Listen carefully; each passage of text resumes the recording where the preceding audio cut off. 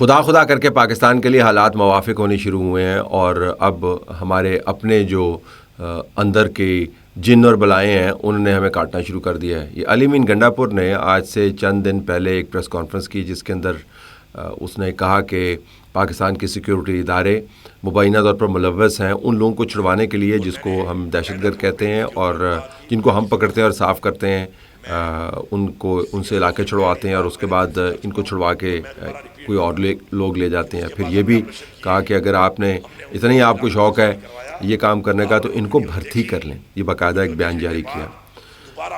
ہونا کیا تھا وہی ہوا جو جس کے بارے میں ہمیشہ وارن کرتے ہیں کہ جب آپ اس قسم کے لوگوں کو آپ لانچ کرتے ہیں پچھلے پروجیکٹس کے تحت، تو پھر اس کے نتائج ریاست اور قوم کو بھگتنے پڑتے ہیں۔ ہندوستان نے اس اسٹیٹمنٹ کو اٹھایا اور فائنینشیل ایکشن ٹاسک فورس کے پاس لے گیا، یہ کہتے ہوئے کہ ہم آپ کو پہلے ہی کہتے تھے کہ پاکستان کے اندر دہشت گردی کا ایک نیٹ ورک موجود ہے جس میں پاکستان کے ریاستی ادارے ملوث ہیں، اور آپ اس کے اوپر کارروائی کریں۔ ظاہر ہے فائنینشیل ایکشن ٹاسک فورس آپ کو یاد ہوگا پاکستان کے گلے پڑی ہوئی تھی، ابھی تو خیر لوگوں کو یاد نہیں ہے اس کے بارے میں۔ اس نے پاکستان کا سر میں درد کر دیا تھا، اتنی مشکل سے اس سے جان چھڑوائی اس کی گرے لسٹ میں سے۔ پاکستان گرے لسٹ میں ہے، پاکستان گرے لسٹ میں، اگر آپ یاد کریں تو گرے لسٹ ہوتی رہتی تھی۔ ہم 3 سال پہلے اس میں سے نکل آئے، ہم نے بہت سارے ایسے کام کیے جو واجب بھی نہیں تھے، جو ہمیں نہیں کرنے چاہیے تھے، لیکن چونکہ مشکل میں پھنسے ہوئے تھے تو ہم اس میں سے نکل آئے۔ اگر نہ نکلتے تو بلیک لسٹ میں چلے جاتے، میانمار کے ساتھ کھڑے ہوتے، نارتھ کوریا کے ساتھ کھڑے ہوتے، اور ہمارے اوپر سینکشنز کی لمبی لسٹ ہوتی، اور نہ ہمارے ساتھ کوئی بزنس کرتا، نہ ہمارے اندر کوئی انویسٹمنٹ آتی۔ یہ جو آج کل بات ہو رہی ہے انویسٹمنٹ کی کہ جی آئل کمپنی آ کے یہاں پہ آئل ایکسپلور کرے گی اور سعودیز آئیں گے، یہ اینٹیز پاکستان کے ساتھ بزنس نہ کر پاتی اور بڑی مشکلات ہوتی۔ خیر اس لسٹ میں سے نکل آئے، اب ہم وائٹ لسٹ کے اندر ہیں۔ اس بیان کو لے کے ہندوستان وہاں پہ چلا گیا کہ جی ہم تو آپ کو پہلے ہی کہتے تھے کہ پاکستان کے اندر سے نیٹ ورک ہے، اس کو وہ جوڑیں گے پہلگام کے ساتھ۔ پہلگام کی بیس کے اوپر تو انہوں نے اپنی ساری جنگ کی اسٹریٹجی بنائی ہوئی ہے، اور اپنے سارے الیکٹوریٹ کو جو ووٹرز ہیں ان کو کنونس کرنے کی کوشش کر رہے ہیں کہ آئندہ انتخابات میں آپ نے پاکستان دشمنی کے اوپر ووٹ دینا۔ آپ اندازہ کریں کہ یہ لنکیج کس قسم کا ہے۔ افغانستان سے جب ہم بات کرتے ہیں تو وہ بھی ہمیں یہی کہتے ہیں جی کہ آپ کے یہاں پہ مسئلہ ہے، ہمارے یہاں پہ مسئلہ نہیں ہے۔ تو یہ تمام دنیا کا جو اینٹی پاکستان نیٹ ورک ہے وہ اس بات پر کھڑا ہے کہ پاکستان کے اندر دہشت گردوں کو کس طریقے سے آپ ڈیل کرتے ہیں۔ ہم ادھر سے اپنے جوان کھوئیں، ہم ادھر سے شہادتیں دیں، ہم ادھر سے اپنے اربوں ڈالرز کا نقصان کریں، اور ساتھ الزام بھی ہم پر لگے کہ آپ کے اپنے لوگ یہ کام کر رہے ہیں۔ اب اس اسٹیٹمنٹ کے اوپر علی امین گنڈا پور نے ایک اور اسٹیٹمنٹ جاری کر دی ہے، ذرا میں اس کا آپ کو ایک حصہ سنوانا چاہتا ہوں، اب وضاحتیں دیتے پھر رہے ہیں۔ انڈین گورنمنٹ نے فیٹف کو میرے ایک بیان کو سیاق و سباق سے ہٹ کر جو پیش کیا ہے اس کے بارے میں تھوڑی وضاحت کرنا چاہتا ہوں۔ پہلی بات تو یہ ہے کہ انڈیا آج سے نہیں ہمیشہ سے پاکستان کے اندر اور اس پورے خطے کے اندر جتنی دہشت گردی ہو رہی ہے اس کے اندر انوالو ہے، اور میں کشمیر کا اور گلگت بلتستان کا بھی منسٹر رہا ہوں۔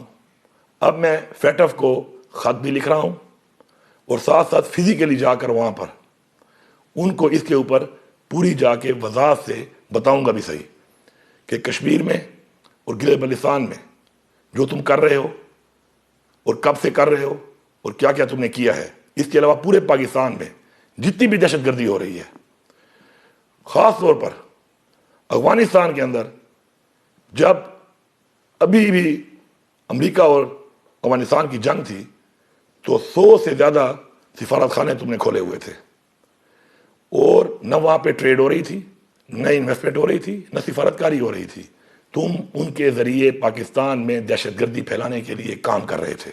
میں یہ بھی تمہیں ایکسپوز کروں گا، پورے پاکستان کے اندر دہشت گردی، بالخصوص بلوچستان کے اندر جو تمہارا کردار ہے دہشت گردی کے اندر، میرے صوبے خیبر پختونخوا میں جو تمہارا کردار ہے دہشت گردی کو سپورٹ کرنے میں، دہشت گردی کروانے میں، میں یہ سارا وہاں پہ فزیکل جا کے ایکسپوز کروں گا۔ اب بات یہ ہے کہ ایک تو ان کی نظر میں کہ ہندوستان کوئی فرد ہے کہ میں تمہیں ایکسپوز کروں گا، کیونکہ ساری باتیں کرتے رہتے ہیں نا جلسوں کے اندر کھڑے ہو کے، پریس کانفرنس کے اندر کبھی صحافیوں کو یہ کہہ دیا، کبھی کسی کو دھمکی لگا دی کہ میں تمہیں ایکسپوز کروں گا، تمہارے ساتھ یہ کروں گا۔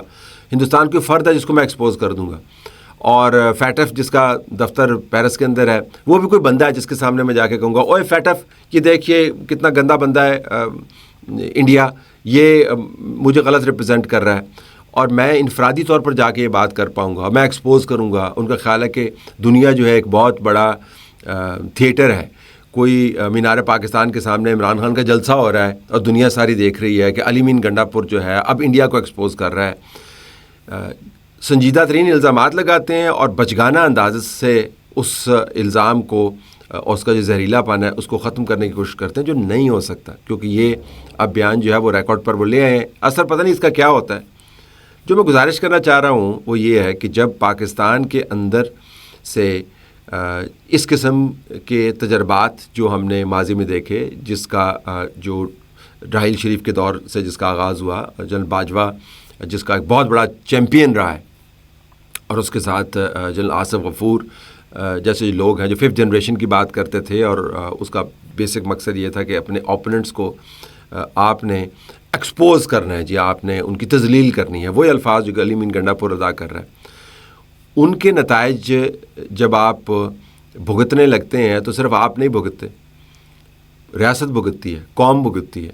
اب یہ تمام ایک جو جنریشن ہم نے لانچ کی ہے جس کا کام ہی ہے کہ جو دل میں آتا ہے آل فال، جو سمجھ میں آتی ہے وہ زبان کے اوپر سے بات نکالے، اس کے بعد اس کے اوپر ڈٹ جائیں. اور جب آگے سے مار کٹائی شروع ہو اور آگے سے آپ کو رد عمل آنا شروع ہو تو حفظ ما تقدم کے طور پر وضاحتیں جاری کر دیں. پریس کانفرنس کی، پریس کانفرنس کے اندر بیان جاری کیا، کوئی سیاق و سباق سے ہٹ کر، مجھے نہیں پتا ہندوستان نے وہاں پہ کیا مقدمہ بنایا، لیکن جو میں نے پڑھا اس کے اندر یہی انہوں نے لکھا ہے کہ جی یہ اپنا بندہ جو ہے ان کی یہ بات کر رہا ہے.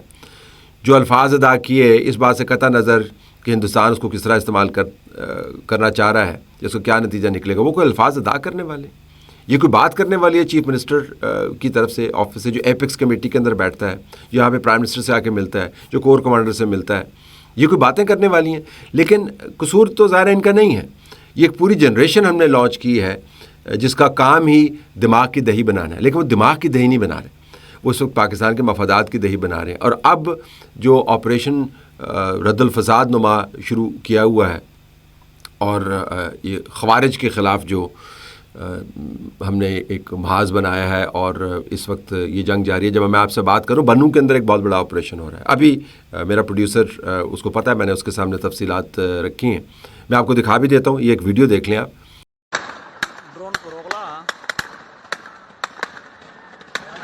آگے وہ کرا اوے اولے نشتا ترا ڈرون دو اور یہ رگلا تانے تفیخا. بنوں کے اندر ٹی ٹی پی کے خلاف جو آپریشن ہو رہا ہے اس کے اندر ٹی ٹی پی ڈرون استعمال کر رہی ہے، اور نیچے سے جو سیکورٹی فورسز ہیں ڈرون کو گرانے کی کوشش کر رہے ہیں. یہ حالات ہیں. یہ رشیا اور یوکرین والی آپ وار دیکھیں، رشیا نے بھی ڈرون بھیج کے یوکرین کے اندر حالات خراب کیے ہوئے. اس سے پہلے یوکرین نے رشیا کے اوپر ڈرون بھیجے تھے. ظاہر ہے پاکستان نہ تو یوکرین ہے اور نہ ٹی ٹی پی رشیا، لیکن میں بتانے کی کوشش کر رہا ہوں کہ کتنے سوفسٹیکیٹڈ ٹیکٹکس استعمال ہو رہے ہیں. یہ بنوں کے اندر آپریشن ہو رہا ہے، باجوڑ کے اندر علیحدہ آپریشن ہو رہا ہے. ایسے وقت میں اس صوبے کا چیف منسٹر جب یہ بات کرے تو اس صوبے کے چیف منسٹر پر تو آپ غصہ نکال لیں اور اس کے اوپر تنقید کر لیں، لیکن کیا ایسے لوگوں کا احتساب نہیں ہونا چاہیے جنہوں نے وہ ماحول بنایا جس کے اندر اسی قسم کے لوگوں کو پروموٹ کیا گیا اور یہ پوری جنریشن لانچ کی گئی جو اب پاکستان کی گردن پر سوار ہے، اور جب ہمیں سانس لینے کا موقع ملتا ہے گردن دبانے لگ جاتے ہیں. تو یہ لمحہ فکری ہے. ایشو علی مین گنڈا پور کے بیانات کا نہیں. علی مین گنڈا پور ایسے ہی بیانات دیں گے، اس طرح کے اور لوگ جو لانچ کیے وہ ایسے ہی بیانات دیں گے، عمران خان سمیت. اصل مسئلہ یہ ہے کہ کیا کہیں پر یہ سوچ موجود ہے کہ ماضی میں جو ہم نے کیا وہ موجودہ حالات میں ہم نے نہیں کرنا. جب میں ارد گرد دیکھتا ہوں جو لوگ سوشل میڈیا کے اوپر ایکٹیو ہیں تو مجھے حیرانی ہوتی ہے کہ یہ لوگ کیسے اس قسم کی باتیں کر رہے ہیں.